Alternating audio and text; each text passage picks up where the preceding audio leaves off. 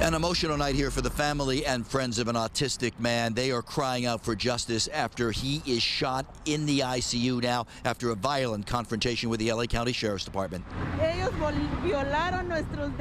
A grieving mother speaks through tears and an interpreter. We're here for justice for Isaías. What happened to him should not have happened. She and others at this candlelight vigil wanting the Sheriff's Department to be held accountable for what happened to 25-year-old Isaías Cervantes, who is autistic.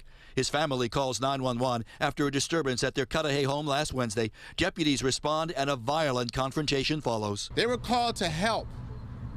And within 3 minutes of being called to help young Isaías and his family, he was shot in the back on the floor of his living room, practically slaughtered. The Sheriff's Department says Cervantes attacked one of the deputies, gouging at his eyes and trying to disarm the deputy.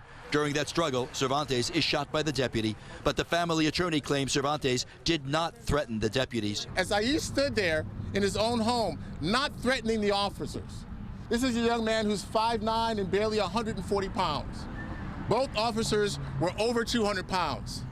On his back, on his arm, they had him fully subdued.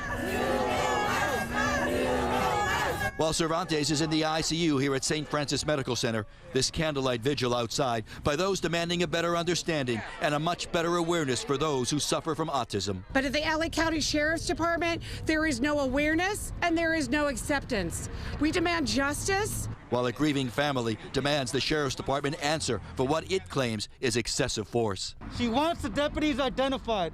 And not only does she want the deputies identified, she wants the deputies incarcerated and prosecuted for the crime they committed in their own home.